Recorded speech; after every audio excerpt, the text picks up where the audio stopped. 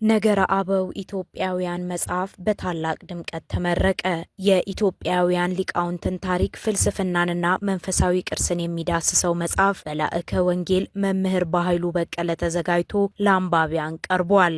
ነገረ አበው ኢትዮጵያውያን የተሰኘው አዲስ መጽሐፍ ብፁዕ አቡነ ፊልጶስ የቅድስት ሥላሴ ዩኒቨርሲቲ ፕሬዝዳንት፣ የደቡብ ኦሞና አሪ ዞኖች ሊቀ ጳጳስ፣ የቅዱስ ሲኖዶስ አባል፣ የቤተ ክርስቲያን አባቶች፣ ቆሞስ ፕሮፌሰር አባ ኃይለ ገብርኤል የቅድስት ሥላሴ ዩኒቨርሲቲ አካዳሚክ ምክትል ፕሬዝዳንት፣ ቆሞስ አባ አብርሃም የቅዱስ ሲኖዶስ ምክትል ጸሐፊ፣ የሰሜን አፍሪካ ሀገረ ስብከት ዋና ስራ አስኪያጅና ዘማሪያን፣ መምህራንና ጥሪ የተደረገላቸው እንግዶችና ቤተሰቦቻቸው በተገኙበት በታላቅ ድምቀት ተመርቋል። በምርቃት መርሃ ግብሩ ላይ የመጽሐፉን ይዘትና አስፈላጊነት ላይ ውይይት የተደረገ ሲሆን በመድረኩ ላይ የመጽሐፍ ትንተና ያደረጉት ቆሞስ ፕሮፌሰር አባ ኃይለ ገብርኤል የቅድስት ሥላሴ ዩኒቨርሲቲ ምክትል ፕሬዝዳንት እንደገለጹት መጽሐፉ የኢትዮጵያን የጥንት ስልጣኔና የአባቶችን እውቀት ለዘመኑ ትውልድ ለማስተላለፍ ትልቅ ሚና እንዳለው ገልጸው መጽሐፉ ትውልድን ከማነጽ አንጻር ወጣቱ ትውልድ የራሱን ማንነትና የሀገሩን ታሪክ አውቆ እንዲያድግ ለማስቻል ያለመ መሆኑን ገልጸዋል። መጽሐፉ የኢትዮጵያ ኦርቶዶክስ ተዋሕዶ ቤተክርስቲያን ትምህርት በዓለም አቀፍ የክርስትና ትውፊት ውስጥ ያለውን ቦታ እንዴት መግለጽ እንደሚቻል መንገዱን ያሳየናል። መጽሐፉን ከሐዋርያን አበው ወይም ደግሞ ከፓትሪስቲክ እይታ አንጻር ሲታይ የቤተ ክርስቲያን ሰንሰለታዊ ትውፊት ማለትም ከሐዋርያት ወደ ቀደምት ሐዋርያን አበው፣ ከአበው ወደ አዲሱ ትውልድ እንዴት በእምነት አደራ እንደሚተላለፍ እንዴትም በሀገራችን ኢትዮጵያ ተጠብቆ እንደቆየ በግልጽ መጽሔት ወይም መስታወት በመሆን ያሳየናል። መጽሐፉ አንድ ሰው የቤተ ክርስቲያን አባት ተብሎ ለመጠራት የሚያስፈልጉት መመዘኛዎችን ማለትም የትምህርት ቀጥተኝነት፣ የሕይወት ቅድስና፣ የቤተ ክርስቲያን ትምህርት እውቅና ከዓለም አቀፍ ነገረ አበው ትምህርት ወይም ፓትሪስቲክ መስፈርት ጋር በማገናዘብ ሊተነትን የሚችል እንደሆነ ይታመናል።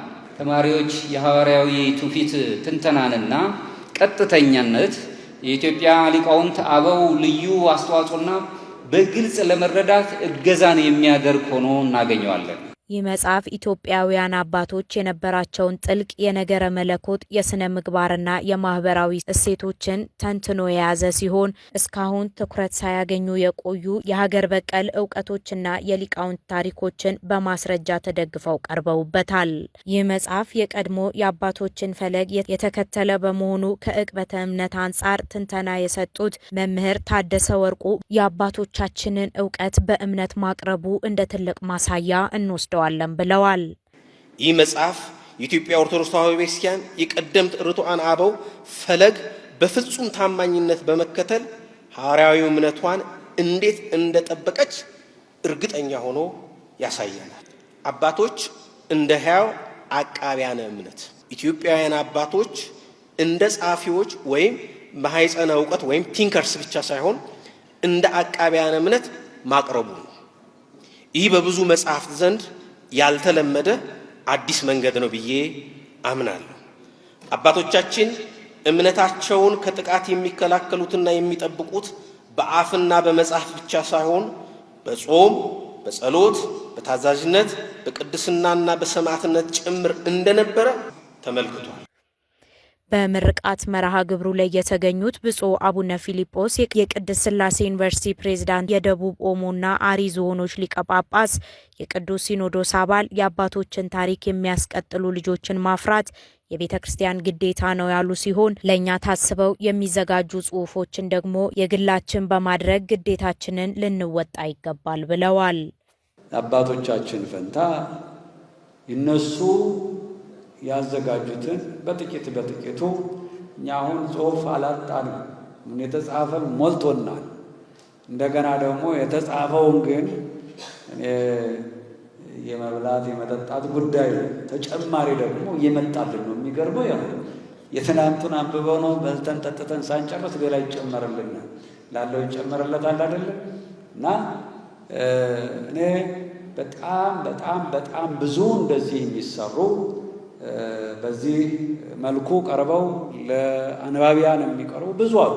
ትምህርት ተቋማት፣ በሰንበት ትምህርት ቤት፣ እንደዚሁ በማህበራት፣ በተለያየ ቦታ በብዙ ማህበራዊ አገልግሎት ላይ ያሉ ማህበራትም ሆነ በግልም ሆነ በጋራ መጽሐፉን እየገዛን እንዲሁ መጽሐፉን እየወሰድን ልንጠቀምበት ይገባል።